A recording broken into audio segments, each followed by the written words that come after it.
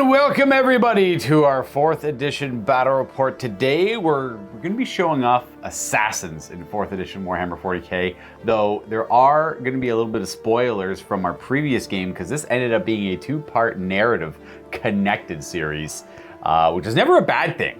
I am Luka from MiniWarGaming and I am joined by my guest Austin, who will be playing the Emperor's Children. Why don't we go ahead and take a look at the list we're bringing today.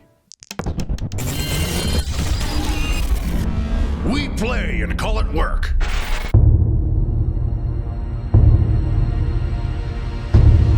My list today will be Demon Hunters yet again, to continue the narrative from Austin and myself's game yesterday, where we played Emperor Children against Demon Hunters. So we try to focus on showing off the Inquisitor of the Ordo Malleus and the Grey Knights.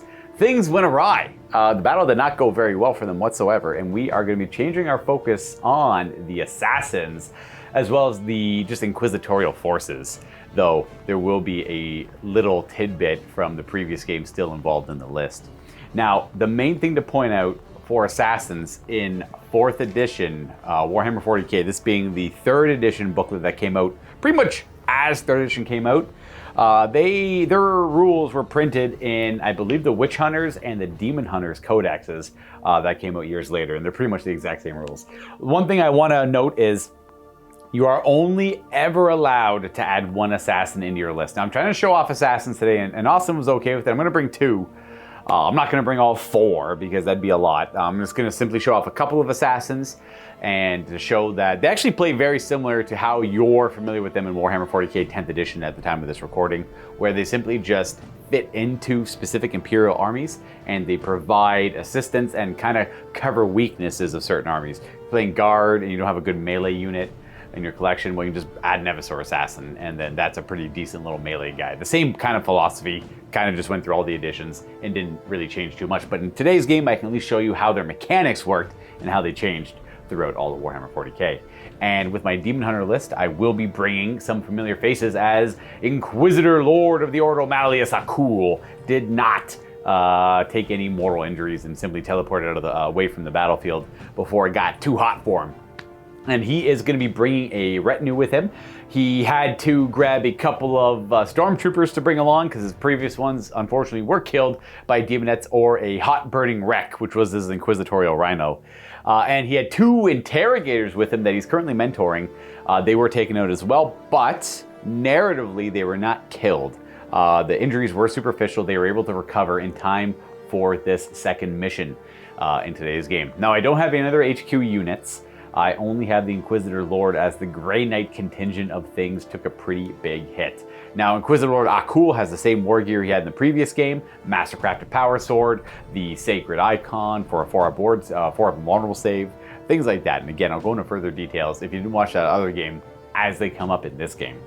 For true choices, I went with just inquisitorial stormtroopers. I have 3 squads of them.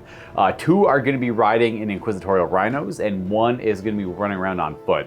I just didn't have the points to flesh them out fully and give them the rhino, but I had just enough points to add this unit to my roster.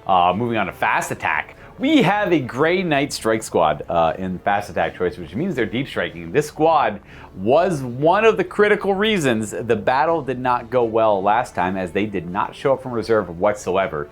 So I figured I would use them in today's game, representing the remnants of the Grey Knight forces that survived. I'd like to imagine that those that died in the last game were truly taken out or could not quite make it to the game. The only one who actually survived was Akul and his 2 interrogators, as they were kind of teleported out before they were overwhelmed. But we do have these 6 Grey Knights remaining. The Justicar is going to have Artificer armor, and there is a single incinerator in this unit. Moving on to elite choices, we're going to be looking at our assassins here. Again, you can only bring 1 assassin, but I'm going to bring 2 to try and show them off. And 2 of my favorite ones, we have the Callidus assassin, who is our deep infiltrator, who goes behind enemy lines and attacks them when they least suspect it. And then the Eversor assassin, who is essentially stimmed up to the point of you don't even realize how he's still alive. Very unstable, very crazy, and a melee powerhouse. We'll see though. For heavy support choices, we went with an orbital strike, which is available to Inquisitors in the Witch Hunters and the Demon Hunters codexes. And I went with the Lance strike. So I'll explain in details how that works, but the Inquisitorial ship in orbit is going to go into low orbit and assist the battlefield with its ordnance. And we'll see how well that plays. But that is our forces today. We're going to take a look at Austin's Lost in the Damned, featuring the Emperor's Children. All right, I'm Austin, and we'll be looking at my Lost in the Damned list, made with the help of this book, which is really cool, actually. The Eye of Terror is one of my favorite supplements in all of Warhammer 40k.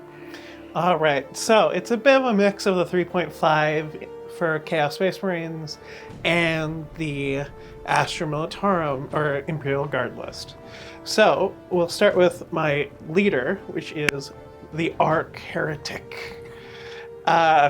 Basically, he's a Chaos Lieutenant, but he does have a Doom Siren, Bolt Pistol, Power Weapon, and Marcus Slaanesh, because Slaanesh, obviously.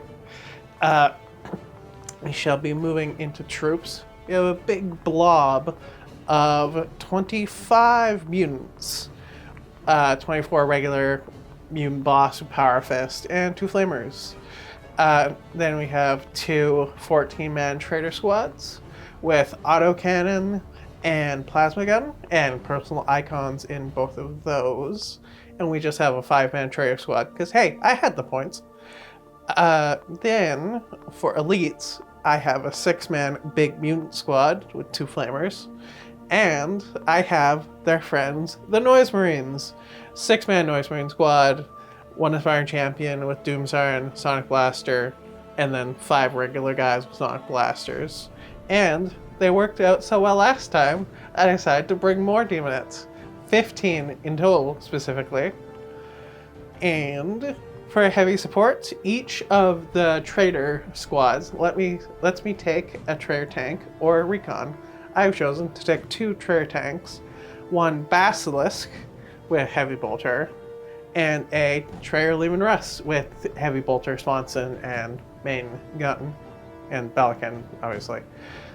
And they are, in the wake of Lucius, ecstatic from the smell of blood on the air. They've decided to create a ritual in their honor. Today we play Stop the Ritual. This is a unique scenario from the Demon Hunters Codex, and this will represent our story perfectly. The forces following in the wake of Lucius the Eternal's attack on this planet have been setting up ritual sacrifice locations for their own people as sacrifices, or any innocents they have collected along the way. And while we wanted to stop Lucius the Eternal, these malevolent pacts that are forming are too dangerous to ignore, as we must quickly gather our forces together and attack. Now, this is a raid scenario. That means the Emperor's Children with the Lost and the Damned will be the defender. Austin has deployed his forces within 18 inches of the center of the board.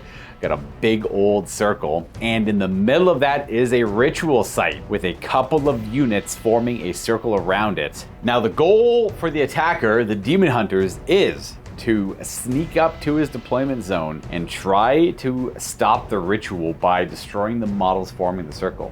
The models forming the circle around the ritual site are locked into that job. They are going to get a 5-up cover save at all times, representing the coruscating aura emitting from the ritual site as they try to summon a greater demon, or even multiple ones, who knows. And if I can break those circles by the end of the game, which will be anywhere from 6 to 9 turns, then the Demon Hunters will succeed in their mission and win the game. Now, the only time those models can move is if they're forced to move by forcing pile-ins or falling back and things like that by taking heavy casualties. If they're able to rally, they can go back and form a circle around the ritual to keep it going. And the ritual will finish if there is a unit of at least 5 models that aren't falling back, forming a circle around it, and the demon will spawn. Otherwise, the Demon Hunters will win. Now, it is a raid scenario, so we have the Demon Hunter forces only showing up with a few infantry units to sneak up and get a forward position,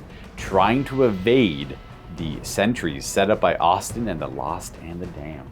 And for our table setup today, Austin and I set up this table yesterday. We really liked it. We really wanted to play on it again, which kind of meant we could do a linked series of games coming back to this battlefield after the first one was resolved.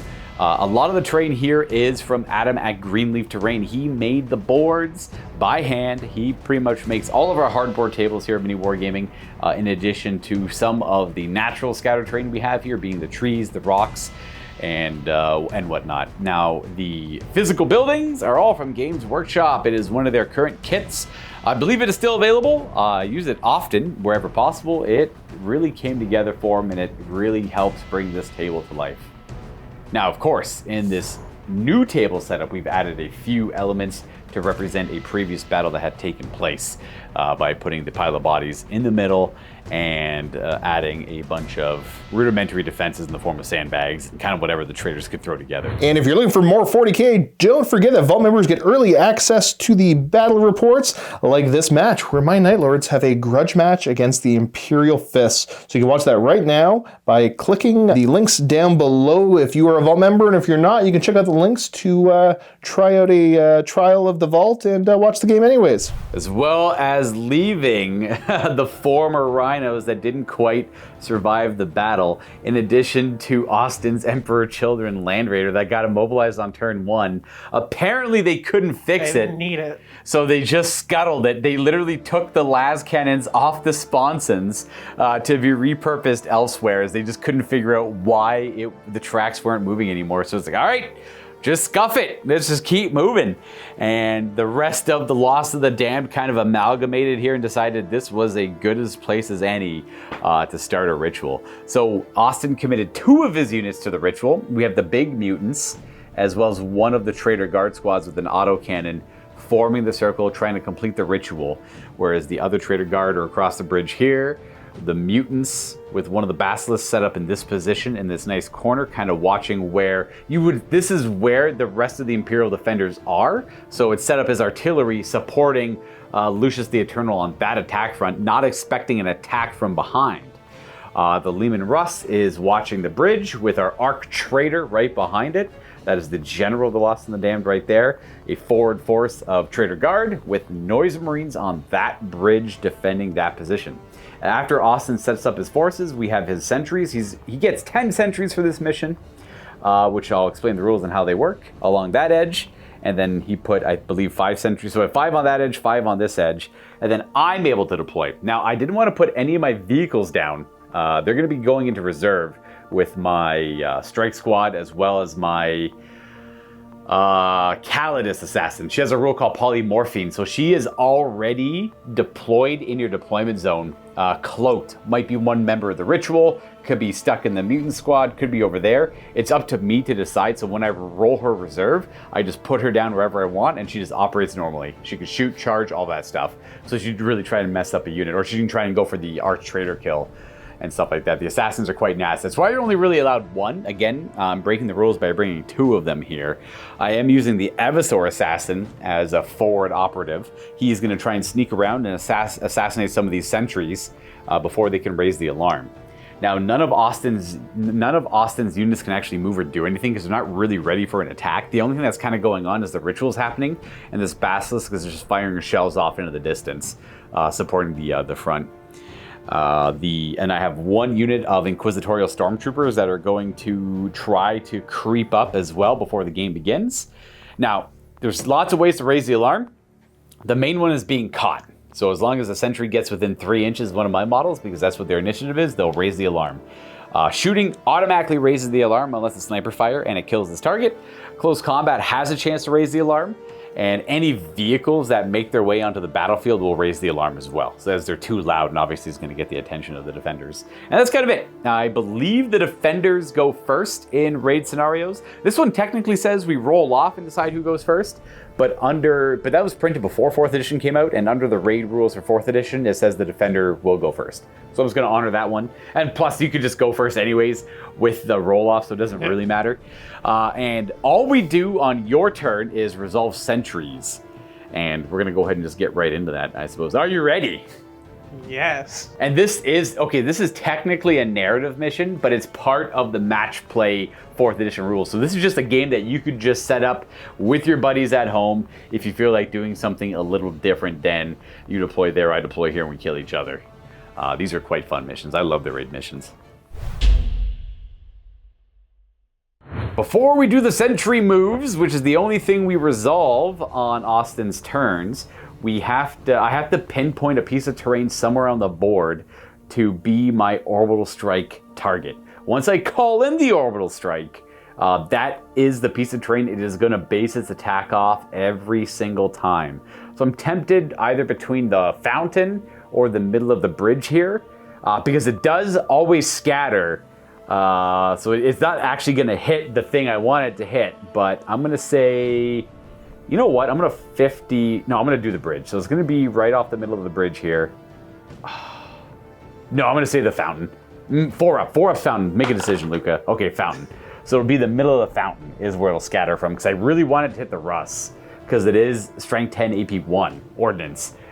So it's like, but the problem is it always scatters, so it might not hit the Russ. But if I pick here, it could scatter onto the Russ. I'll explain how it works later. Now, in addition to that, the Callidus Assassin is hidden amongst Austin's ranks here. She has a rule called a word in your ear. Unfortunately, it won't be that useful right now. It's really good for heavy weapon teams, because you pick one unit deployed in the enemy's deployment zone and you move it a full 6 inches somewhere.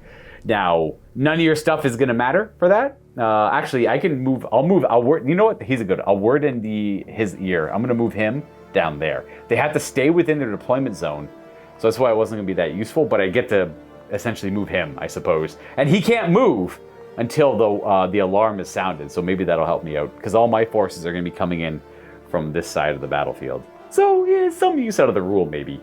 Then we resolve a sentry. So we pick a sentry, Austin and I roll a d6, and then whoever wins the roll-off moves the sentry that many inches they won by. And if we roll a tie, Austin automatically wins. So I'll start with him. I'll roll on the table like an adult. I got a 4. You got a 6. So you get to move him 6 inches to wherever you like. That's really bad, because you can probably raise the alarm right away. No! I think I heard a noise. Oh no. So at the end of any turn, as long as the sentry is within 3 inches of an enemy unit, he will radio in. It's like, I think I heard something over here. Oh yeah, I definitely heard something over here. The Inquisition's here. Dang it! I don't think there's a... Dang it! That's the first one! I'm like, okay, the only time he spots them is if you win and roll a 6. So you want to roll the 6. I do that, yeah. It is what it is, though. That's Warhammer, baby. So there's no point in really resolving the rest of them, because at the end of this turn, he's going to alert them. And there's a rule for what happens if we do it on your turn. All right, so it's going to happen at the end of Austin's turn. And it says if it happens during the defender's turn, they immediately take a game turn. So we pretty much, the sentries were, it was cool, but the 1 in 6 thing happened, and we pretty much scuff the first turn. Well, I assume we just take Austin's first turn now. Yeah. We're not going to have him lose a turn or me lose a turn. So we're technically just going to start right away. It was a bogus infiltration. It didn't go anywhere. So what happens is all the sentries get removed, and we begin the turn proper. With everything and everyone very aware of what's happening immediately. Never mind, I found the rule for it. It says the first defender turn is the first proper turn of the game. So what we were gonna do is almost like a pre-game deployment for a few of my forces is all that was really happening. Now I understand. So turn 1 Emperor's Children begins proper. These sentries all run, scatter, join the main forces. These guys are free points. They're only there as a game mechanic to have a more advanced deployment for the attacking forces. Now for movement, we're going to have the mutants shift 6 inches over this way. A lot of these, as they're aware of what's going on, they're going to shift their position. The only ones that can't move are the 2 units performing the ritual. They're locked in doing that. We're going to show you where everything else ends up going, though. So the mutants come running down the road. The Noise Marines are looking to scale the building to get a better vantage point. The traders that were here just scrambling across the bridge. And our Arc Trader is coming around this way. The Leman Russ blocking the bridge a little bit, and those guardsmen breaking over on that way. As for shooting, the ordnance barrage on the Basilisk cannot be fired because it moved. However, its heavy bolter can still be fired. And the Leman Russ as well could potentially fire if it has any targets. There's not a whole lot of shots because the woods block line of sight. The building is blocking the Leman Russ's point of view, and the Eversor is behind a giant rock. Now, I knew there was a 1 in 6 chance that I wouldn't actually get closer whatsoever, but I was hoping to, like, I don't know, just like get to over here with them or have the Eversor in a position to make something happen.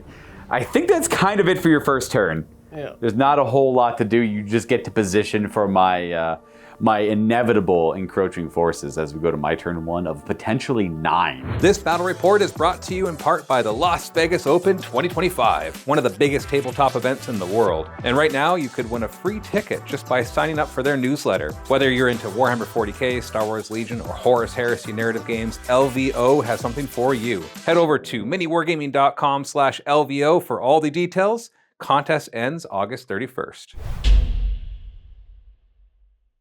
So I obviously only have 2 units to play with in this first turn. Everything else is in reserve, and we'll be showing it from the short table edge. We're going to have our... They could either try to move through cover through the woods to get closer to him, or just move 6. We're just going to move 6 around the woods with them, and the Eversor is going to do the same thing. I think we're going to go ham with the Eversor and just try and cause as much havoc as possible. The assassins are 2 wounds with a 4-up invulnerable save, and that is it. But they can make things happen. Kind of realized that the Eversor could only really get to here, and you need line of sight to be able to charge. He can charge 12 inches. That's his. It's one of his unique rules. Except I don't. It's gonna be tough, so I'm just gonna have him move here instead and hide behind this tree for now, because I don't want them coming out and charging him. He gets very strong with combat drugs if he is the one who charges. And then I realized moving them around the trees is a bad idea. I'm just going to move through cover into the trees. I go 5. So what we're going to do is go this way and an inch back to represent us into the woods. We want to start flinging shots at that basilisk with our plasma weapons, but we want to gain a 5-up cover save from fighting in the trees, because his heavy bolter is just going to kill them. They only have carapace armor. All I have are plasma guns. I got 2 plasma guns that could potentially damage the front armor of the basilisk. We're not in rapid fire range, which means the plasma pistol on the veteran is not going to work. I do have a couple hits. You are going to be hauled down, so if I penetrate you, you can make it a glancing hit instead. 5's to glance. It's 1 glancing hit. So we're going to go see what we just accomplished. A 1. Crew shaken. That is it. It means you just can't fire next turn either. Whole job. That's his whole job. Vehicles. Vehicles and 4th were quite weak. To clarify a little bit, this is an artillery piece that's not meant to be attacked like right away. It's supposed to be very far back defended, but they didn't obviously expect an attack from, the area they have already secured behind them.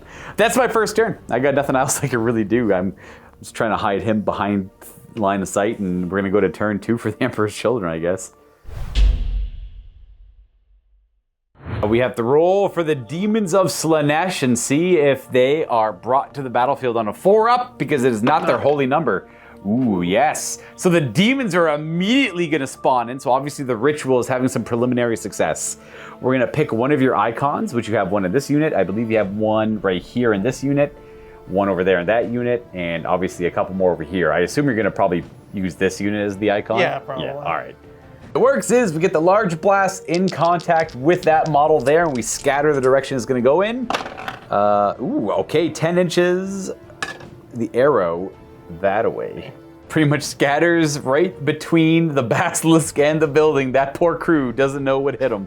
So you can have the demonettes. They're supposed to be on the template, but we'll have them kind of like be there and like spill out in this area there, and there might not be too much. Yeah, it looks like they're going to be in this general area. Maybe on top of the building too, that kind of stuff. Yeah. And there they all are. There is technically a rule that if they can't all fit on the blast template, then the rest that can't fit aren't removed. I forgot to tell Austin about that when he made his list, so we're going to ignore that for this game right here. The ritual's energies are so strong that the demons get a bigger aura to summon in from. So says me, the game master. And then we go to remaining moves, which the demons can operate normally. I don't believe they have move through cover though, so to move around they'll have to roll 2d6, take the highest. But we're going to show you where everything ends up, because I assume they're going to just scale the building, and a lot of this stuff is going to continue moving in the direction it was already going. Not moving too much, having to do difficult terrain on the demonettes. Luckily they got a 6. Only a 4 on the noise marines, so one guy's able to climb up. The rest of the infantry kind of keeps trolling about. And one thing to point out is this Basilisk is actually able to fire. I was not able to fire at it last turn. When you move with rapid fire weapons, you can only fire within 12. So I moved, and I knew I was about 14 to 15 inches away, so I shouldn't have taken those shots. So he's not crew shaking at all. Perfectly okay to fire. And the Lehman Russ spun around in case the strike squad wanted a deep strike behind it, and spray it with stormbolters and cripple it on the lancing hit. So smart move there. And we're gonna go right to shooting. This way, like the sponsons and the hull-mounted heavy bolter are stuck facing this way, but the turret can still aim backwards if need be, so it can kind of protect its armor on several fronts. But if I can get some bolter fire at it from downrange, maybe I can glance it. There's lots of options. Cool vehicle rules, you know. I believe the only shooting we have is the Basilisk with its heavy bolt. Well, if it fires its barrage, it can't fire anything else. We're gonna go ahead and fire an Earthshaker shell right here at our friends. I don't believe there's a minimum range, we double checked. But because it's barrage, it will need to scatter. Not lobbing the shot, it's gonna do a direct fire shot like 50 feet away. Gonna aim it for the leader's head there. It's a big old 5-inch blast, and let's see what kind of scatter we get. D6, right? Yeah, only D6. Direct hit, very good. Yeah, it only scatters, if you don't have line of sight to the target, barrage weapons scatter 2d6, take the highest, but in this case you're good. So it's gonna be all 5 hit. Move that one tree to make sure they're all fully covered. One guy is a partial hit. So go ahead and roll a single 4 up for me. He's able to step out of the ray of the shot. Not so bad for him. The rest are wounded on 2s, and it's gonna burn right through their armor. They have a 5-up save from the trees. Oh boy. Okay, the tree protects one guy. We're gonna have, I guess that'll be, so he wasn't hit, and the shots come from here. I have to lose 3 of them. So we're gonna lose plasma gun. I guess I can technically lose him, he just wasn't hit. So we'll keep plasma gun and sergeant. And I have to do an immediate pinning check because it's a barrage attack, but because it's ordnance, my leadership's modified by 1 lower, essentially. Oh, we're pinned, I think. I don't think we're 9 on our veteran sergeant. Definitely not 9. However, they are leadership 8, so if it wasn't ordnance barrage, we would have passed the pinning check. We're gonna lay him down so I can remember they're pinned. And we have, that's it. Once it fires its ordnance weapon, it doesn't have enough, I guess, energy to fire the rest. I don't really know much about tanks. That, I assume, well, I know you can't charge over here, you're too far away. No other shooting to really do. We're gonna go to my turn 2, where I got lots of reserves to roll for. I have to roll for the Lance Strike. I have to roll for the Callidus Assassin to reveal herself. I have the Grey Knight Deep Strikers, and then I have all 3 of my Inquisitorial Rhinos that are coming from the battlefield edge over here. Very exciting things are about to happen. Well, let's go ahead and roll for some of the reserves. Let's see if our Callidus Assassin comes into play. Ooh, yep, she's going to show up. Our deep striking Terminator Strike Squad will not show up yet. Very characteristic of them. I like that. The squad in this Rhino of Stormtroopers, yes, we'll have them show up. And then this squad over here. Yeah, all right. And then the only other thing to roll for, if I had to die, is Inquisitor Akul. Ah, no, he decides now is not his time. Then I can choose not to roll for the orbital strike if I want to hold off on the ship attacking this part of the battlefield, but that's not the case at all. Please, please, no! All right, we're not going to get it till maybe next turn, but it'll be a little bit easier to call in next turn. We're going to have the first Rhino roll in. It's 6. Just going combat speed because I wanted to be able to fire the Stormbolter, and I might pop out of the hatch for a few of these. figured driving down the road was kind of appropriate. I also want to stay out of line of sight of the direct fire from the Basilisk. I can't do much with the battle cannon, of course, but whatever. Hopefully we'll get lucky. There are rules if you want to rip down a road, you go quite a bit faster, but we're not doing that here. We're going to drive this guy up. It's 6 as well. And we're just going to use hopefully the woods for some protection. We'll go ahead and pivot this way. And then we have to figure out where the assassin was cloaked. She was this guy the whole time. Ha-ha! Not really. She gets placed wherever I want on the battlefield. And she just activates normally. Very powerful. We're going to have the assassin show up right here. And we're going to see if we can take out the arch heretic leading the entire thing. As cut off the head and see how that goes for the rest of the forces here. It's not a guaranteed kill by any means, though it'll kind of start the show off right by trying to cut the head off the snake while no one is really aware of it going on. And we're going to stand this guy up in here, my little stormtroopers, to represent that they're not pinned anymore, but they still can't fire. And then our Eversor assassin friend is going to move. We're going to have him go right to there. Should point out this guy stopped right before the woods. I don't want to risk the immobilization yet. Gonna go ahead and start shooting. We got a bolt pistol on the Eversor. He's got a weird combi. He's got a combi needle pistol. He can shoot as a bolt pistol or as a needle pistol. The needle pistol is only good against toughness 5 things. So we're just gonna fire. It's effectively the same as the bolt pistol of strength 4. Bolt pistol, BS 5. And 4 to wound. They have demonic resilience as a mutant unit, so you're A-okay. We have a Stormbolter here that's going to fire at them, and a Stormbolter here that's going to fire at them. It's going to do them both. Oh, actually, I'll do them separately, because you have a save against this one, but not this one, because it's in the open. So that one misses, and the one you have the forest save against is going to have a hit. Oh, geez. The raised table is really pretty, but I missed the lip of the table. No damage there. Again, they're pinned, they can't fire, so we're gonna go right to the Callidus assassin. It is equipped with a neural shredder. It's dramatic. It's a cool flamer template, like it'd be much more effective against them. Like I could have like gone here and then just neural shredded them, or had her go over here and neural shred the whole like ritual circle thing, which would be really cool, except I really want the warlord kill if I can get it, and then we'll worry about neural shredding things. So it is strength 8 against your leadership. So it's even worse against him because he's probably leadership 9 or 10. He's 10. Yeah, they overstated chaos characters in this edition 100%. I don't know why I'm rolling that. Roll the wound, I need a 6. Well, neither one of those are a 6. So no wound there. We can go right to charging. Don't bring her for that. We bring her for the cool fighting stuff. So she'll charge there. The Eversor is just going to charge. I guess you'd technically just go to that dude right there. Right into the thick of things. Nothing else to do other than fighting. We're right here at the Eversor, so we might as well resolve that. He has a rule called combat drugs, or friends on, in modern editions, which is essentially just the name for the combat drug. Instead of getting 1 attack when he charges, he gains D6. He gains 4 attacks when he charges. Not only do you have combat drugs on the Eversor, we also have combat drugs on our arch heretic, Chaos Lieutenant. That's unique to Slaanesh. They get to pick one of 4 rules. Okay, so how it works. There is a list of rules I can choose. I can choose up to 3. However, for each one I choose, I roll a dice. If I roll the same dice, or same amount twice, like I roll 2 4s, he takes wound. If I roll a triple, so 3 4s, he dies immediately. Yep, there's actually 5 options. I was incorrect. How many do you want to take? I will take... What's your toughness? 4. Okay, I do have demonic strength on him, so... let's get risky. Let's have fun. Weapon skill, strength, and attack. What's his weapon skill base? Okay, weapon skill matters, strength matters, and attack all matter.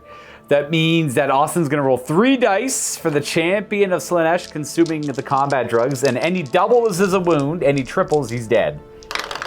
Nothing, 2, 3, 4. He consumes the drugs.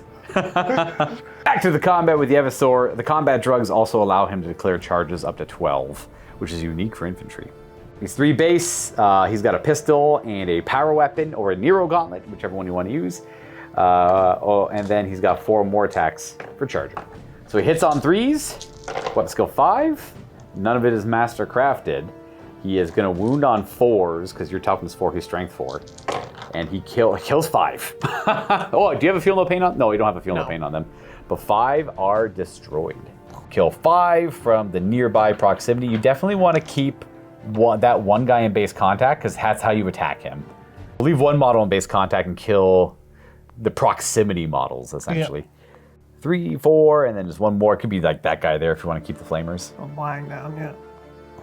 You get to fight back with that mutant, the mutant boss with a power fist, and it looks like probably just the mutant with the icon here. That one over there is probably too far away. So 5 models attacking back, one of them has a power fist. Start with the boss. He has 3 attacks with a power fist. 4s. Uh-oh. And 2s. Oh, no. So assassins have lightning fast reflexes. They have a 4-up dodge, but these are instant death. Actually, I think, what's his strength, 3? No, he's 3. probably... Oh, he's strength 3? Yeah, strength 3, sorry. Oh, not instant death. We only take a single wound. We dodge the second attack. We have 8 attacks from the remaining 4 mutants. There's always 2 attacks, one of their demonic upgrades. 4s to hit, 5s to wound. 5s to wound. Oh, no, I only have a single wound. Dodge. Oh, he dodges it. We got lucky. I saw the one, I know. But it wasn't. So we won that combat. So there's a chance you might break. However, there's no negative modifiers. You're not under half, and I don't outnumber you. I simply won the combat. And then leadership 8 on the unit because of the mutant boss, who I gotta try to assassinate. Oh, you're good. You hold. Thank you, boss. So your guys all pile in 6 to me. All right. You'd think it's not looking good for the Eversor. This is what he's designed to do. He has a biochemical meltdown built into them. They're kind of like push the big red button, send out the assassin to die, because when he dies, he explodes in a blast. Anything partially under the template just takes a strength 5 hit. Ooh, nearly forgot, but we have to go resolve the fight with the Callidus assassin and the Chaos Lieutenant. All right, unfortunately, because of Warp Scream, we do strike after the Chaos Lieutenant. And I knew everything that he had going into it. I just really wanted to go for the narrative character kill. The objective's cool and all, but the assassins are here for their singular purposes. All right, so it is 3 base, +1 for 2 attacks, and then +1 for the Droogs. Yes, so he's got 5 attacks hitting me on... I'm skill 6 right now, so hitting me on 3s. All the drugs gave you a bonus. Ooh, still 3 misses, only 2 hits. And then your strength 5 because of demonic strength, 6 because of the combat drugs. So 2s to wound here. All right, didn't need either one of those at all. And like all other assassins, we have a 4-up lightning fast reflexes save. Oh, she takes a wound. She has 1 left. 1 wound left. She has 3 attacks base, 1 for charging. The Neural Disruptor is an assault weapon. It does not give me an extra attack. However, not that it's relevant here because there's no invulnerable save on the Aspiring Champion, or sorry, the Chaos Lieutenant. We hit you on 4s. And your strength 4 with a Catan Phase Blade, which ignores all saves, including invulnerable, but you don't have one. Yeah. So 4s. If I get 2 4s, you're dead. We got the assassin. We cut off the Emperor's champion. Or sorry, no, the Emperor's children champion. You can go ahead and pull him. We got a successful assassination. We're going to consolidate 5 right into this combat here. Interesting. Sorry, consolidate, but it's a massacre move. We're going to go hide in combat a bit. Assassins. That is going to end our turn. I'm very happy with that outcome there. That's a narrative victory point. We cut off the head of the snake over here. We just have to deal with the hundreds of models in the middle. Hopefully we get like a good, maybe we get to go first over there, maybe alleviate some of the attacks, make them run away, or at least explode and do a bunch of damage, and then start working on this in general as we go to turn 3 for the Emperor's Children. Start with these demonettes. We're going to show a move through cover on them. They get to go 6. Very good. Just climbing down, the remnants climbing up. It's a slow process climbing up and over a building. These Noise Marines are going to do a move through cover to finish climbing up the building and get into position to shoot. I see a 3 and the 2. Well, 3 it is. Just a slow process. These guys here... I'll get there eventually. These guys in the ritual circle don't move. This unit's tied up in combat. I assume you don't want to move the Basilisk. Maybe. Actually, yeah, I will. All right. We are going to move it to get a better bead with direct firing the Earthshaker cannon over the combat there. And then we just have to figure out the Lehman Rust if it wants to move, which I assume it might just move the turret if I was to guess. And then those guys want to move over the bridge. Up and over. We got lots of shenanigans going on in this game. That's kind of it for movement. We're just going to rotate the Russ's turret to fire over this direction. And I think we're good to start shooting. Start with the heavy bolter on the front of the Basilisk, taking some shots at the front armor of my Inquisitorial Rhino. That is a hit. A 6 will glance the front armor. The only other thing to really shoot is our battle cannon turret. Just boom, boom, right over here. I think it's a 4 to hit? Or is it? It's not ordnance, is it? Well, color me pink. I knew it was ordnance. Of course it's ordnance. Bam, we're gonna take a shot right there. It's got like 6 feet of range. That is a 6-inch scatter to the other, I know. That's almost perfect. It lands, well, the tree's kind of in the way. It lands like right here. Bang! It's gonna be a strength 8 hit from the shell, but it's ordnance, so you roll 2 dice, take the highest. Wow. That doesn't even hurt it. That's only 10. It hurts your feelings, I hope. I hope it hurts your feelings a little bit more, maybe. Battle cannon, being strength 8, needs at least a 3 on the high die when rolling 2 dice to hurt a rhino. And it's gonna bring us right to fighting. Now, the Callidus assassin has, I think the rule is called acrobatics or combat acrobatics. I'm not gonna use it here, but it's a cool tool that I want to explain how it works. She rolls a die. It's like a proto hit and run, if anyone's familiar with it. If I roll a 2 or more, she moves that many inches away from combat at the start of the assault phase. So once she's already engaged, she can get out of combat if she wants to. So that means she can like consolidate into combat, dodge an entire shooting phase, combat trick out of it to be free on her upcoming turn. On a 1, she fails it and she's stuck in combat. I want her to stay here to fight them, to maybe make them run away, and then just have her work on the ritual afterwards. That's probably my best bet, but in theory, she could have gone 6 inches away. Very cool. She has initiative 5. She fights before they do. She only has 3 attacks though. 3's to hit them, and 3's to kill. She kills, might. He's in range there. It's just, it's one guy. We have it representing like 2 models together, but like once the one guy dies, you just put like another model down. Or unless she was playing it as one model. Yeah, we'll kill the auto cannon. The thing is, like, if you kill him as well, because you do have to kill 2. Because you can fight me back with that one guy. Because if you kill him and this guy, you can't fight back. But you keep the auto cannon alive. There's no concern for coherency. The next time you go to move, you have to fix it. But when you pile into combat here, if you hold and don't kill the assassin, then that kind of fixes it as well. But you get your 1 single attack back, hitting on a 4, wounding on a 5. Good luck, traitor. Oh, okay. So we won that combat. You're not under half. You're not outnumbered. You're just rolling leadership, whatever your agitator is. Okay, so one correction. Austin was counting that as 2 models. So we're just gonna we're gonna have one guy go back down and attack. No. All right. Same outcome in the end. We won combat, but your leadership, I think, 8. Oh, the agitator over here is only leadership 7. There's a chance they just get out of this fight. They don't want to be here. They are sticking around. I seen that 5 first. Ooh, there's no negatives here. We have to get them under half before we see some negatives. Assassins aren't really good at sweeping entire units. They're good at, killing characters off on their own and everything. Well, the Eversor is good at sweeping units. That's his specialty. Speaking of the Eversor, he's got his 4 attacks. He only gets the extra attacks when he charges. 2 hits and 4s to kill stuff. He kills 1 model. I assume it doesn't matter?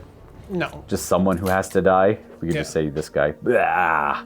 And then we have way too many attacks back. We could do the 3 Power Fist attacks first, and then we'll do the big pile of attacks. 3 attacks, 4s to hit, 2s to wound. Ooh, are we fast enough? No, he is punched. Get squished. Bam. However, he will have his biochemical meltdown. So he places a little small blast over top of the Eversor to represent that, and every model partially under the template is hit. So it'll be just a little, it's pretty much an inch and a half from around him. So it'll be 1, 2, 3, 4, 5, 6, 7, 8, 9, 10, 11, just 11. You have to excuse me, I have 9 dice on me. These are 3s to wound, and here's the 11. There it is. No AP, I'll double check. I don't think there's any AP to this. You just get your save. Yeah, you get your 5-up save. So 7 5-up saves.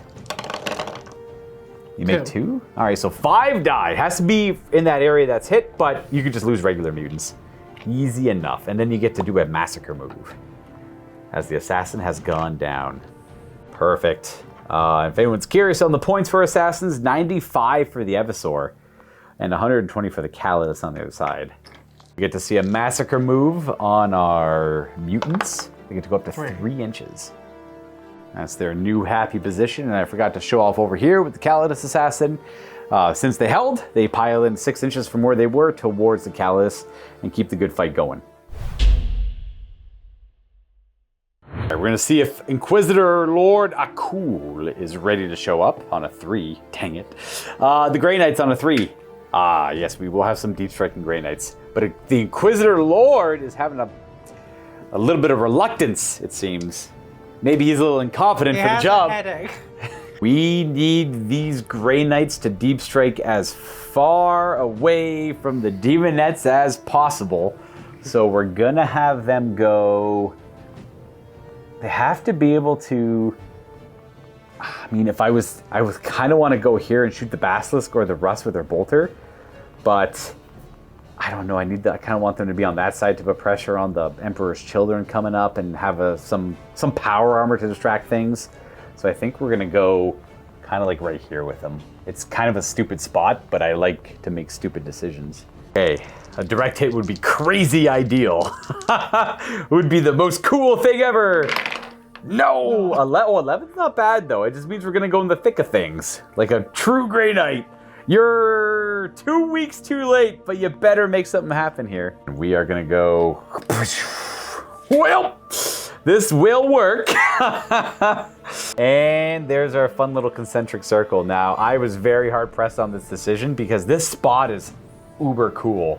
The incinerator is the big deciding factor here. The one thing that modern 40k does that I like a lot is allow split firing. It's probably something I'd put into like a little community rule where you just split fire with one weapon into some other target if you can. Like if everyone can do it, you know, it's inherently balanced. Maybe, I don't know. That's more of an afterthought. I either wanted to immediately interrupt a ritual, like there's nothing cooler than Marines deep striking in or Grey Knights deep striking in, trigger down and just pop, pop, pop, pop, pop, pop, pop. Everything's just dying right away. So the incinerator could just roast these dudes, could roast the guys in the ritual site, but I'm worried about the noise Marines. So I'm gonna deep strike in with the incinerator aiming at them, and then I'm gonna have just the Stormbolters unleash on them, and maybe I can kill enough that their return fire won't be that nasty. They are fearless, we have to remember. We have to kill them down to nothing. And then we come back to the main front. We have to roll to see if the orbital strike comes in as well on a 4-up. 3-up, actually. What is that? Ooh, we're gonna get the orbital strike happening. When the heck does that pop off? Austin brings up a great point that it will strike from this point, and boy, do we have a strike squad in a perilous position. Just double checking when it shows up. It resolves in the shooting phase. It doesn't say at the beginning or the end, so I'm gonna just take that as I can choose when it happens. And once an orbital strike is called in, it will land every single one of my shooting phases until the game ends. I cannot call it off. I have to resolve it every turn. It could be bad. Could be very bad. To proceed with the rest of my movement, however, these demonettes are gonna be a problem. That is without a doubt a thing. These 2 stormtroopers are very disciplined veteran soldiers. They know what must be done. They're gonna move through cover. 6, okay, very cool. They're gonna move up towards the Basilisk, and they're gonna take their turn shooting at the side armor of the Basilisk with their plasma and sell their lives to the demonettes. That's war. I'm gonna leave the woods because I'm not too sure if this is actually gonna be within 12. They do have targeters, but that only works in the shooting phase anyway, so you can't pre-measure within the movement phase. I just checked. They have more than enough room. They could have stayed in the woods and got a cover safe, but they're probably going to die to the demonettes anyways. What I meant to say was the targeter lets you pre-measure before you take shots. So with the targeter, I could pre-measure to make sure this is within 12 to shoot, and if it wasn't, I could attack the demonettes if I wanted to. Otherwise, you have to declare before you measure, which is unique to them. And like a note of no pre-measuring, it's not. I don't think it's a good mechanic inherently myself, and I know it's a little controversial for probably most of the audience watching this one because they appreciate the no pre-measuring. I don't think it adds a whole lot to the game other than, well, it doesn't matter. It all depends on how you have fun playing the game. But for a new player, it can be very off-putting. I just feels like it's punishing people for not knowing distances that well. That's by design. It's supposed to. That is what it's all about punishing. The whole game is about kind of punishment. And like, whoever gets screwed over the least will win, is like the philosophy of the design. I enjoy pre-measuring. If someone told me that you have to play I enjoy no pre-measuring. But I play war games all day, every day. So it is what it is. I'm used to it. But for those who don't, it can be a little annoying. But at the same time, you can't have no pre-measuring and fixed charge distances. So then that's why random charges had to come into the game once they got rid of the no pre-measuring clause. Because let's be real honest, the majority of people do not want to play a game that doesn't allow you to measure things beforehand. It's a very off-putting mechanic for the general masses. Eventually Warhammer became much more available to a lot of like the general masses, and to appeal to them, they had to put in rules into the game that were maybe less fun for a specific group of people that were very familiar with the game and experienced with the game, but millions and millions of people now play the game and enjoy the game because of the changes they eventually ended up making. And it's like small things like getting rid of no pre-measuring and stuff like that. Now, granted, I think they went a little too far with some of the changes, and I'm sure a lot of you agree, but hey, that's more of a preference thing. So they're going to stay there. I need to deal with these mutants, and the only way to do that is to turn Rhino and unleash the veterans. These inquisitorial stormtroopers get out no problem. This Rhino, however, is going to have to pivot. They're going to disembark and do a move through cover because they have to walk through the woods. 6, no problem. We're going to stay in the woods for a 5-up cover, and I think we're done moving. We're going to go right to shooting. Let's see if these heroes can make it happen. So we have a rapid-firing plasma gun and a plasma pistol into the side of the Basilisk, which is only armor, I think it's only armor 11. It's only armor 10 on the side. It's 12, 10, 10. So the pistol hits, and they all hit. These are 3s to glance it. It will be hull down on the side there, so it'll be pens to glances if you make those saves. So nothing, and 2 pens from plasma. That's a 12, 12 and 13. But with hull down, Austin's going to roll 2 dice. For every 4 up, he'll make him glances. So 1 glance, 1 pen. All right, so here's the glance. The glance is going to just shake it. And the pen, I think it's pretty much the same thing. It's crew stunned on the penetrating chart, so it cannot move either. No damage otherwise, though. So can't move, can't shoot. Over to here, both of these Stormbolters are going to fire at the mutant squad. This one has to go first because there's no cover in the way. That'll be 1 wound. It just kills 1 mutant because it's AP 5 on a bolter. Yep. Pop! Anyone you want there, and then this one will fire a couple shots. Stormbolters are 2 shots at 24-inch range. Unlike combi weapons, which are a little different. And then you're going to have a 5-up save from shooting through the woods there. It's a 4. 4. So it died. Right through the tree and kill a guy. And then we're going to fire our hell guns and plasma weapons from both squads into them. A squad is going to fire, and the hell guns are rapid fire, strength 3, AP 5. But they're strength 3, that's the downside. 3s to hit with the veteran stormtroopers. Akul only brings the best of the best.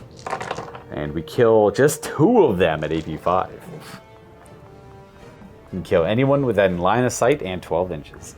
And then we have the plasma pistol, which will, no! Oh, he died! Bang, my power weapon. Oh, he was expensive, that was my veteran. Okay, then we have the first rapid firing plasma gun and the second rapid firing plasma gun. He might die as well. He's good, he's got a 4-up armor save. And these kill on 2s. No, got 1 of them. We're gonna do that one more time with this squad. They're all gonna rapid fire their hell guns and then the plasma weapons. Because they're near the edge of the woods, the enemy will not get cover. These are 3s to hit, 5s to destroy. You kill 3 that time with the hell guns. Pop, pop, pop.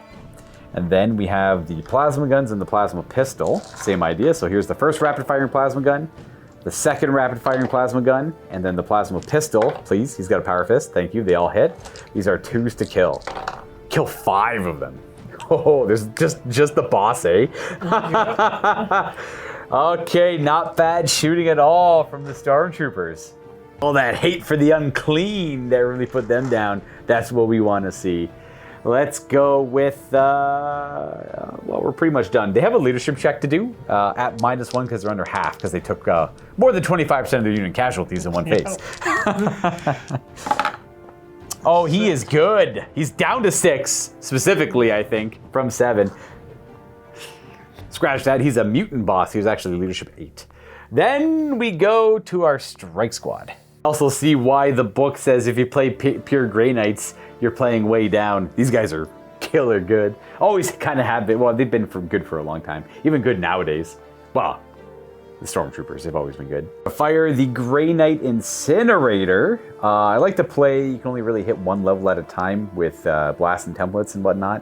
That's more of a personal thing. I don't know if that's the actual rule or not. So we're gonna roast 3 of them with the flamer. And then we're gonna put 2, 4, 6, 8, 10 Stormbolter shells into their back as well. Now the Incinerator is a heavy flamer, strength 5, AP 4. That has an extra clause that ignores invulnerable saves. That thing would smoke demons. That Incinerator is just 2s and you're dead against demonettes. Yeah. Which is a great reason to go over there and try and roast them. However, because I have Grey Knights on the board, if I kill those demonettes, they come right back from this table edge and just walk right back on the board. So I'd rather just focus on the things that are going to stay dead and let the demons run rampant. Here's the 3 wounds from the Incinerator. It's strength 5, so we have 2 wounding hits. And then I'll just lump the Stormbolters in there as well, because it's all the same. You'll get your full power armor save. They're hitting on 3s, just like those Stormtroopers. It's going to be 2 wounds, plus 2, 4 saves at power armor. Let's see if they're walking cover or not. Yeah, 2 die. It could be whatever 2 you want. I probably should have done those separately because the Incinerator can only kill things down there, but if you pull those 2, it's all the same difference. Thank you. No charging from Deep Strike normally. They just sit there in their happy little circle ready to get blasted. That's it for shooting. I have no charging because you can't charge after firing rapid fire weapons. That means the only fight we have is the Callidus assassin over here. We are, of course, going to fight. I was desperately hoping you were going to run away. We have 2 hits and 3s to kill. Oh, kills 1. And I did forget she has a rule. She's got additional poisoned blades at the end of the combat phase. I get 1 single extra attack that wounds on a 4 and you get your save against. That's after you've done all your attacks. You have 3 of them fighting me back. 4s to hit, 5s to wound. 1 single hit. Please no, please no. Oh, you got a wound in as she was ducking and weaving. Oh, and she gets stabbed and stuck. Bah! She goes down. That guardsman gets an upgrade. Well, she was exhausted from fighting a Lord of Chaos. That doesn't matter. He killed her. He is a guardsman. You get D6 massacre move for the very sudden and surprised outcome they got there. 4. Very cool. Very good. Still very happy with the assassin outcome. They both did essentially what they were designed to do. So the Callidus infiltrated and took out the leader. And then the Eversor charged into the biggest brick of guys they had and exploded and did a bunch of damage. So that's exactly what they're designed to do. Pretty happy with it. The only thing I forgot to do in my turn was actually resolve the lance strike from the orbital bombardment I called in. Which is easy enough to resolve because it was just a step before that fight over there. So it lands right in the middle. It's a large blast and it scatters D6 on a direct hit. If I roll an arrow, it's double D6 in that direction. Let's go. So it's gonna go 5 towards the Land Raider, kinda. So it's gonna go, boop, we've already measured it. It's gonna land right about here. If this Land Raider wasn't working before, it is surely not working now. Strength 10, AP 1 Ordnance, so it's forced to glance it on 2 days, taking the highest with AP 1, which I believe makes glances pens, if I had to recall. But in the end, it's just a piece of terrain. So yeah. It's just cool to imagine it got smoked by an orbital bombardment. And I get to resolve that every one of my shooting phases. guess he's looking for a fight, the mutant boss, isn't Oh, he? he would be. But he wants to taunt you. You either have to kill him or go around. Oh, you don't want to charge him to fight? No. Fair. I all don't right. want to give you movement. Yeah, that's wise. That's wise. That mechanic has stayed true until this edition of 40k also. Move through cover on our demonettes to see where they end up. 6. Oh yeah, let's go. Oh, we're playing a lovely game of ignore the guard. They're gonna get that basilisk. Good job. Good luck. Fair, I guess. These guys were sweating buckets, man, approaching the demoness to take shots at the basilisk at an optimal range. Yeah. And then they just turn away and leave. They have bigger fish to fry. Oh, and then they all climb down there 3. Yeah. Effectively. They all get to move 3 vertically. Just end up around here. Now they don't have to worry about moving through cover anymore. They pretty much rolled a 6 every turn, though, but it was the 3 up and 3 down that made them like lose 1 turn of movement. It'd be hard to get to this ritual circle. If we could deal these demonettes, they're going to come back, but they're going to come back over here. So essentially, if I could deal with them at this turn or next turn, then they probably won't have too much of an influence left. What are we thinking for the rest of our movement? The Emperor's Children up there? Noise Marines? Going down. Oh, they're climbing back down, looking for a fight. Rolling a 6 on the move through cover, no problem at all.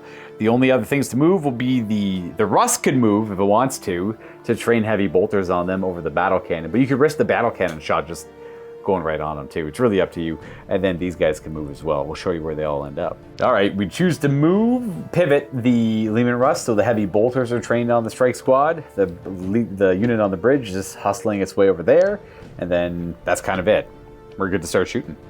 We're gonna go into the Noise Marines first. We have a Doom Siren on the one guy, so it should be pretty much all hit. Yeah. There's probably no way. You could move him back a little bit, just so you can. Sometimes you want to be like, you don't want to be super close with a flamer. You want to be like a perfect. A little bit back. Yeah, a little bit back. That's good enough. And it is a Strength 4, AP 5, ignores cover flamer template, essentially. 4s, which is weird, because it implies that flamers don't ignore cover other than the Doom Siren, which I guess they don't in this edition. Power armor! We're A-okay, but we still have to deal with 3 sonic blasters. With varied frequency, because they moved. These are pretty much, at this point, bolters. 3s and 4s. Here, the dirge of Slaanesh. Ooh, that's 3 wounds. 4 it is. They are assault, they could choose to charge. That's the difference. Oh, we lose. Probably. That incinerator could be pretty valuable to keep. I will lose a strike member without the incinerator. And then the rapid firing lasguns right beside them. Traitors hitting on 4s. 4s and 5s. It's only 3 misses, 7 hits, and 7 hits will explode into 2 wounds, which does end a Grey Knight. Oh, we're gonna remind everyone the Grey Knights have a rule called the shrouding. It's not gonna matter when you're 2 inches away. Same philosophy. I want that flame. And these on non-Justicars are just strength 6, no AP weapons. So I'm not really losing out on the power weapon there either. Next up, these Traitor Guardsmen, only up to this guy can see because these are all blocked by the ritual. So 4 las guns and 1 rapid firing plasma gun, all within 12. Start with the plasma, because I have 2 dice. Hitting on that. 4, yeah. 2 to wound. 2 to kill, actually, I think. Yeah, 3 will do it. I see no cover there. 8 shots from the las guns. 4s to hit. 5s to wound. 1. Ooh. Turns out. That's all I needed. Dang. Turns out deep striking in the heart of the enemy ritual is very deadly. 3 heavy bolters. 9 shots hitting on 4s. And 3s to wound. As long as the Justicar stays alive, I'll be pretty happy. 4 saves. I gotta do these one at a time because the Justicar is Artificer armor. So just the Justicar now. Okay, just him. Grey Knights are fearless though. I will miss the incinerator, but his strength 6 power weapon is very appealing as well. Then over to here, should point out this guy doesn't actually have a plasma pistol to fire. He's a mutant boss. It's a bludgeon. It's overcooked. Yeah, he just beats people's heads in with it. Yeah. And then the Basilisk was stunned, so no firing this turn. We're gonna charge with the Noise Marines. They have Assault on their weapons, so they're more than good to go, and they're definitely within 6. Go. I do have True Grit on Grey Knights, so they get to count the Stormbolter as an extra close combat weapon, while they don't charge. As long as I can withstand your attack, because with Warp Scream, you're definitely going first. We contemplated on this charge into the soldiers, the veterans, but we're gonna hold off and keep focusing on that direction to cut off the mans who are trying to show up here, which absolutely makes sense. With that in mind, we go right to this fight with the Noise Marines, and it should be 9 attacks with the champion. I should say including the champion, it'll be 9 attacks. Noise Marines don't really get, they have pistols and not close combat, extra close combat weapons. They're more focused on shooting. Hitting on 4s. Okay. It was 6 3s in there. These are 4s to wound.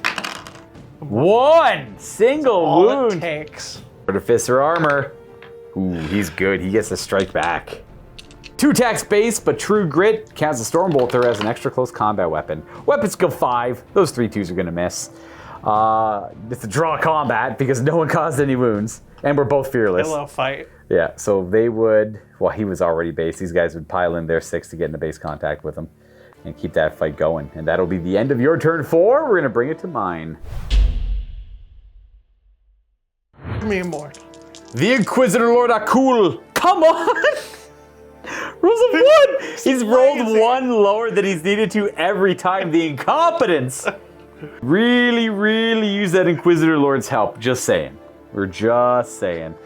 We're gonna move. These guys are gonna back up a little bit into the woods. Even just going an inch, we don't have to, well, we'll do a move through cover on them. I know where it's safe to shoot from now, so we're gonna go tuck in the woods to get a cover save and harass that tank.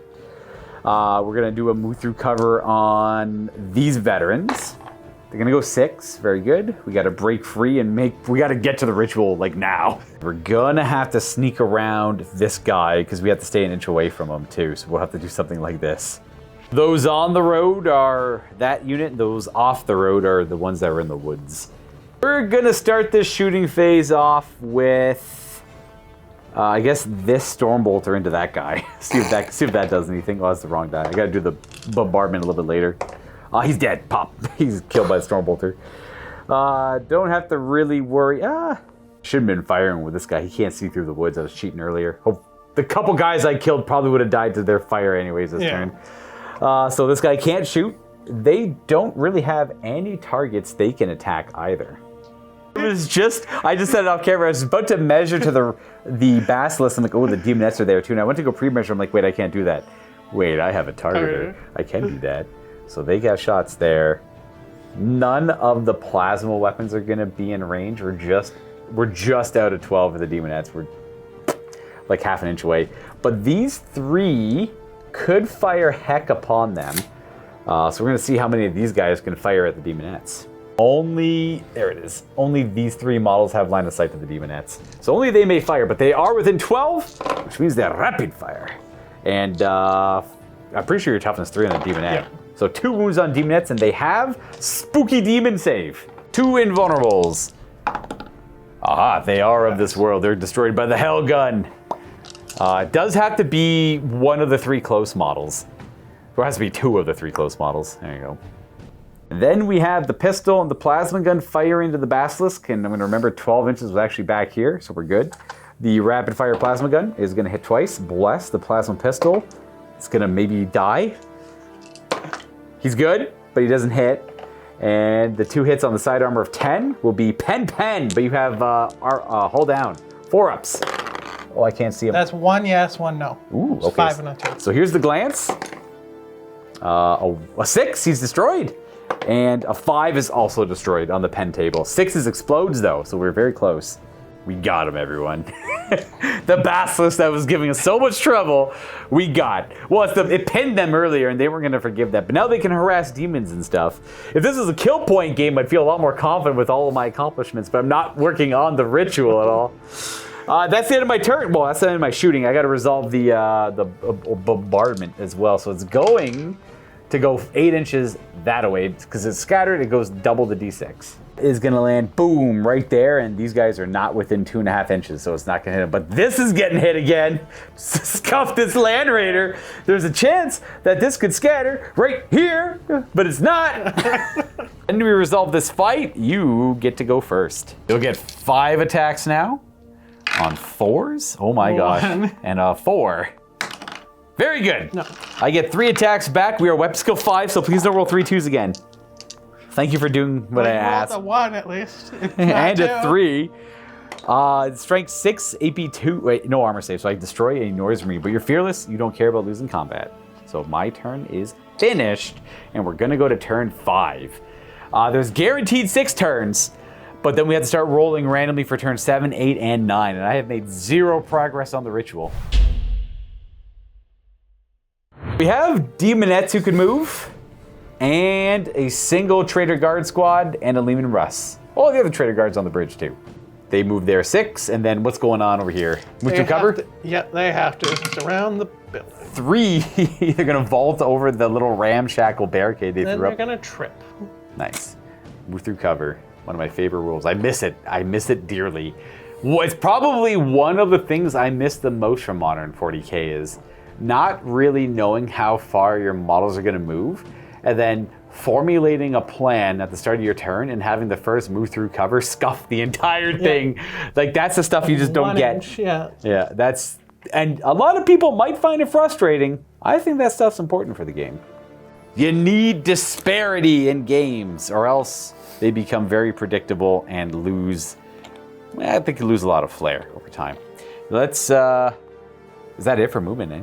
I believe everything else is tied up, or... Oh, wait, no, these guys. Oh, yeah, those 5 dudes on the bridge. Right over to there. And then we go to shooting. Russ on the bridge is going to aim its turret towards our stormtroopers and place a battle cannon right on that guy's head. It's going to scatter D6. 3 inches forward. All right, we might dodge a few shots there. The blast, it's going to be hard with this piece of terrain here, if you could just move that out of the way. Yeah, the hole is going to be right here, I think. So it's going to be hits on one unit and some hits on the other unit, it looks like. So this squad, these 2 guys are hit, and there's the 3rd partial. If you want to throw it in there on a 4-up. That's a 5. And they are wounded on 2s. In fact, I think they're quite dead on 2s because they don't really have any cover. 3, right? Yep. That is a scatter die. That is a scatter die. That is 2 dead. Could be anyone in range and line of sight. We're going to go ahead. Ooh. We're going to use that to maybe scuff a demonette charge. Hopefully. So 2 will die there. And this squad, it's 3 out front for sure, and then the 3 guys behind them for partials. And that is going to be... None. It's 1, 2, 3. Oh, just 3 guys hit. And it's going to be 2s. 3 wounds. I don't have any saves on them, so it's going to be... We'll do a random smattering. 1, 2, and 3 will die. It's only barrage that you have to... That's where it originates from. Put that terrain back. Pretty good shot. I lost 2 out of 10, 2 out of 9. Not quite 25%. Then shooting from this squad, they are about 13 inches away from the stormtroopers, so no firing. They're rapid fire weapons because they moved. I think we go to the charge phase now, the assaulting phase. I think we're able to dodge the demonette charge, but we're gonna measure it and find out. Just double checking 6 inches. We're about 3/4 of an inch off. We got lucky with the battle cannon scatter, because it only actually scattered onto them because of the scatter. Well, not lucky for the 2 who lost their lives, but lucky for the rest of the squad. That is gonna bring us back to the fight with the Noise Marines. Who you get to go first? Should be 5 attacks. Be 4. Four actually, yeah, 1 guy went down. 2 hits, 4s to wound. Oh my god, he can't stick wounds. I hit you, ooh, 3s to hit and 2s to kill. He just kills all 3 of them with his force weapon. Well, it's not force, it's Nemesis force weapon. He did get a massacre result. He rolled a 4. I'm gonna see if you have to go to the nearest or not, but he might start... I'm gonna see if I have to go into combat at all, because I might rather just shoot them and charge in and get some extra attacks, because my turn's coming up. Yeah, I can go anywhere I want, and I gotta start working on this ritual, so we're just gonna go right here. We're not going to engage him because I want to shoot my Stormbolt there before I charge in. And then we go to my turn. There's a chance you show up automatically on turn 5, but here's the die roll, just in case. There's also a weird chance that they die on turn 5, but I can't remember. It's if they die, if they don't show up by the end of the game, they count as they lost on the way and are destroyed. Here comes Akul, 4 hours late, but it's okay because they're heroes. They love the Imperium, and nothing bad is going to happen. So turn 5, I got one more turn guaranteed after this one to make some magic happen over there. And then there's a random chance I might be able to make some magic happen after that. Can't disembark. It went really, really fast, so if you're able to like pop this thing on your turn, there's a good chance that bad things are going to happen to them. But to counteract that, we are going to push forward with our stormtroopers and try and put some hate on these demonettes. That is their new position. This one rhino is going to keep up by driving right behind them, and then this one is going to try to drive through the woods and is not immobilized, if you believe it. Doesn't make it too far into the woods, though, of course. I don't think I have any other movement. We're going to go ahead and start shooting pretty much all these hell guns and plasma guns into the demonettes. Can't really afford to keep them around. We'll start with this squad here. It's going to be 6 hell guns and 2 plasma guns. We'll do the plasma guns first. There's a couple hits. Couple of hits, 2s to wound, 3 demon saves, please. That's a good 3 go down. Pop, pop, pop. And then 12 shots from Hellguns. Hitting on 3s, because they're BS4. And 4s to wound, 4 more saves at strength 3. Demon saves. Wow! Slaanesh is not here this day. All of the focus is on the ritual, apparently. We're going to do that again with the other squad, but they have 3 plasma guns, one being a pistol, and 4 hell guns. I'm going to double check their range, but they should be good. I'll do the hell guns first to change it up. Great roll. Good call, Luka, in hindsight, to do the hell guns first, obviously. Oh, okay. Only 3 wounds. 3 wounding hits. 3 demon saves. You're bound to make some. Hey, there it is. There they are, finally. And then we have the first plasma gun, rapid firing. Uh-oh, he's alive. The second plasma gun. And then that's a miss, but here's the pistol. Ooh, look at that. That was close. Almost, guys, almost. Wounds on 2s. 2 demon saves, please. 2 demonettes are fried. There's only 4 left. And we have 4 hell guns. Hitting on 3s and wounding on 4s. That's 2. 2 final demon saves. Okay, 2 more demonettes dead. Boom, boom. Now they're obviously fearless. They don't care about shooting. They care about demonic instability in combat only, I believe. I totally cheated. I shot the hell guns, plasma guns, then the hell guns again. That's what I get for doing the hell guns first. Bad call, Luka. We're gonna put those models back. Fixed. I didn't mean to do that. Sorry, everyone. Let's all laugh at me collectively at home. Oh, I was wrong. Demonic instability apparently is anytime they're called to take a morale check, which will be shortly. I'm just gonna move. I forgot to move these 2. Their job was done in my head, but we have some active plasma guns looking to move. They're gonna move up and shoot their guns. Pew pew. Gonna go ahead and fire at the only target they have, the demonettes. Here's the plasma gun and the pistol from the veteran. He does miss. 2s to wound demonettes. 2 wounding hits right to demon saves. And those 2 we put back, we're picking up 1 of them. There's 3 remaining. Now this thing can't fire any weapons. It went 12 inches. And I don't think either one of my rhinos can see the demonettes. This one can see that 1 demonette. That's all I can kill, though. Hits twice, wounds twice, and 2 demon saves. But only the 1 can die. Oh, never mind. Neither. We're going to have this rhino fire at that squad of guardsmen right out front. With a stormbolter, can shoot 24, 2 shots, 1 wound, AP 5. We got 5 guys, but you have half of them behind cover, so you're gonna have a 5-up save from the little barricade. It's a 5. Nice. I shoot the barricade instead. Very good. That is it for shooting. We have demonettes taking an instability check. What is the leadership of a demonette? It is 8, good sir. 8. I know my Grey Knights mess with it a little bit. I think it reduces your leadership by 1. We'll see though. Oh yeah. Roll a 4. Even if you were at -1, being under half, and my Grey Knight roll reduced it by 1. I'd be like -5, I think, for it to fail. Correct. You're good there. No problem. They hold. And as a reminder, for anyone who doesn't know, demons wouldn't have run away. Had Austin failed that, they would simply just be banished back to the war. Yeah, take a wound for each point I failed by. Yeah, but otherwise can act normally on their next turn. And the rule for the Grey Knights are called Rites of Exorcism. As long as Grey Knights exist on the battlefield, it makes that check 1 harder. Which reminds me, I want to fire his Stormbolter. Yeah. Bop, bop, bop, bop, bop, bop, bop, bop. It does hit and wound, and I don't know if there's much of a cover. It's weird because half the unit, I guess. I do get a 5-up. Oh yeah, you always 5-up cover because of the coruscating. And it's how many saves do I need to make? Just one. One? Okay. I think. Plus that's a scatter die. It's a 5 if I believe hard enough. It's a 4. We kill one of the guys. Pop the autocannon and put one of the dudes back. Yeah. There you go. Keep that guy there. And then we're gonna go to charging. Whee!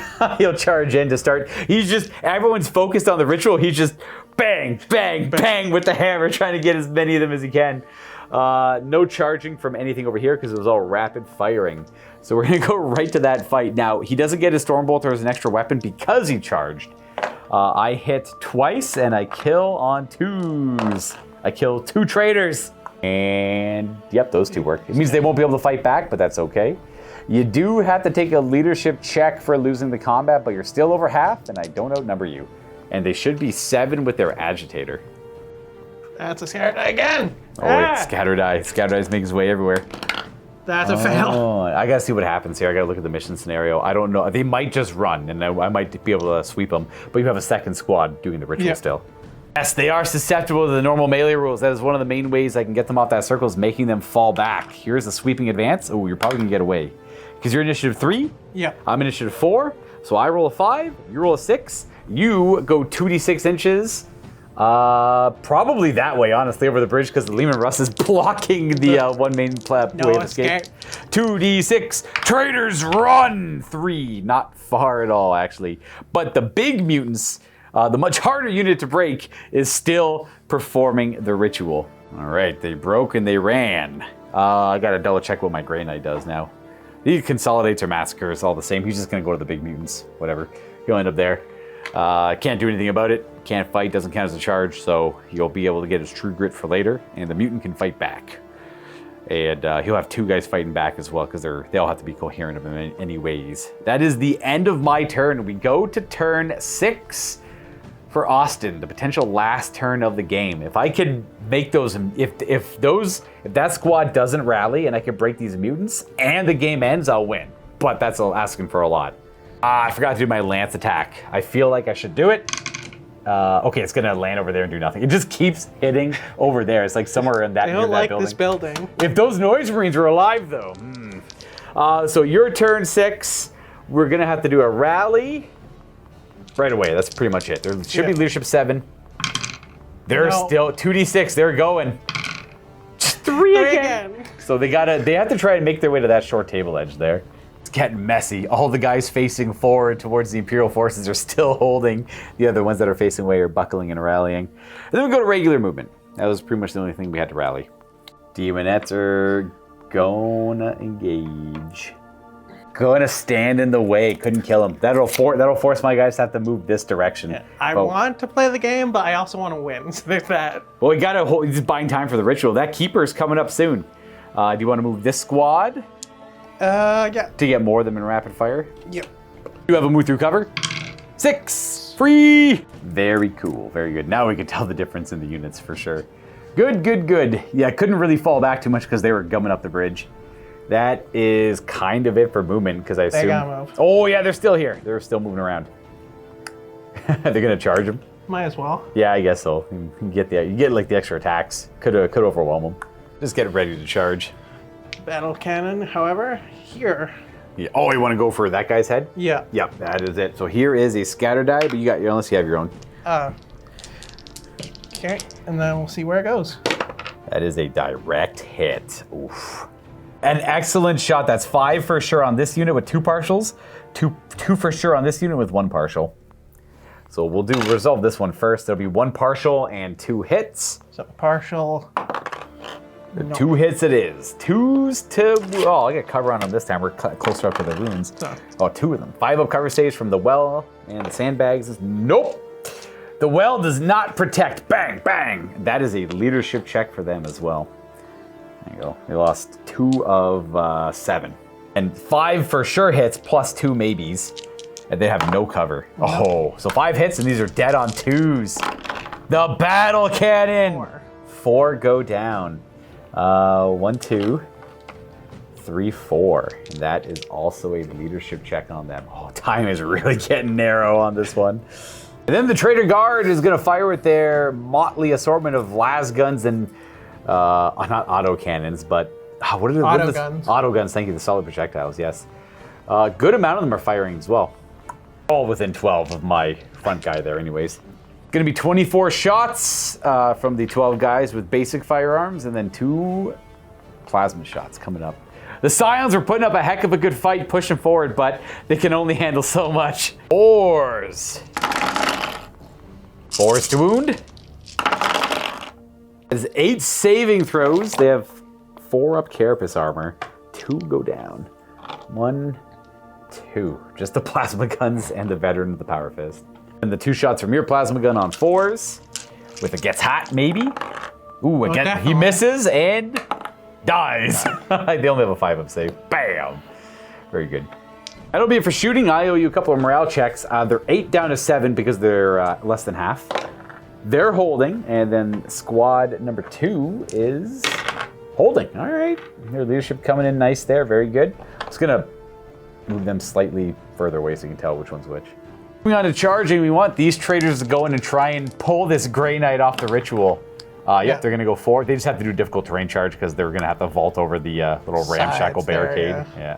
Now, I can still direct my attacks into the ritual. These guys just get to hit me for free. Or I guess I could attack them and it'll affect the combat res of everyone else, but it's still the same. It means the big guys are hitting me for free. These demonettes are going to charge this the guy with the squad without the power fist. Wasn't going to move them, but then, hey, they're perfectly fun kill size. I know, you can kill them and massacre into the second squad. You can go ahead and do the demonette combat. It's going to be 9 attacks into my veterans. I'm only about to skill 3. They're drilled to shoot, not fight in combat. You hit me on 3s. Ooh. Lucky, no 6s for their rending talons. I am strength 4 though. Yeah, so 3s. Ooh, those all wound. That's 4 wounds. I only have 4 up armor. Only 1 dies, apparently. So we're going to lose that guy.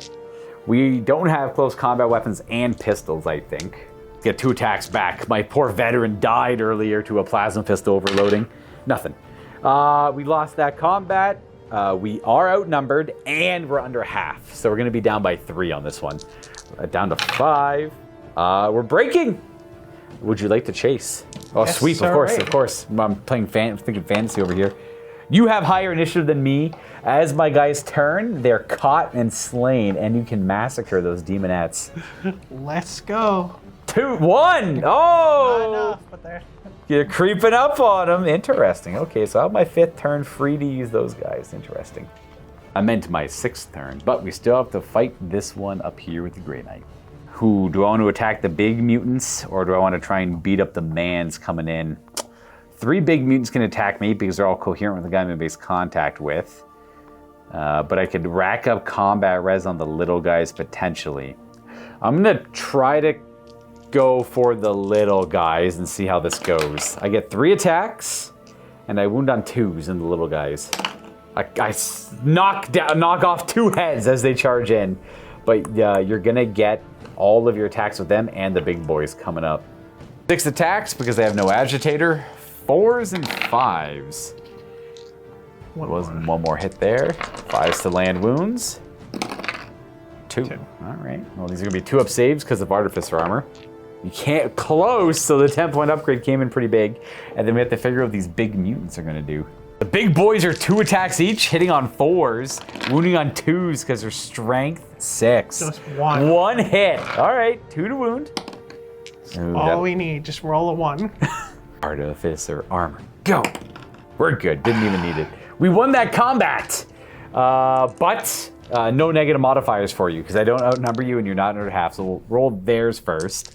Theirs is 6 because they don't have an agitator. They're holding, and then the other guys, we'll see what their leadership is. Oh, they're going to be fine on a 6. Leadership 7 on the big mutants. As long as I can make them run. It's bad news bears. That'll be the end of Austin's potential last turn on 6. We're going to go to my turn 6 right now. Very tight. I have next to nothing left over to make this work. We're going to have these. Ooh, do I want them to move up? Yeah, we're going to have them take up this position. They're going to go right up to the wall. We're going to have It's going to be about 3. I can't do much more than that. Inquisitor Akul has disembarked and ready to engage the foe. Granted, if he got here sooner, he might have actually freaking accomplished something. Now, they cannot charge from disembarking from a rhino. Again, Inquisitor Akul has a retinue. He's got both of his interrogators with him. They have power weapons and las pistols.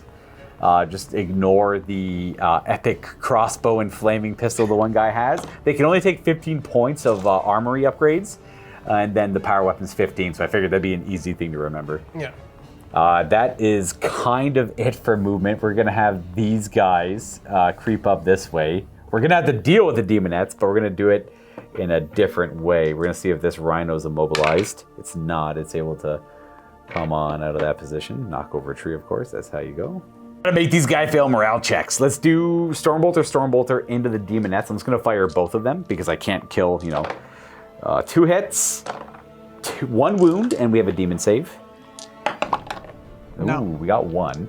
That's a third of the unit. I mean, they could just crumble demonically to that, I guess.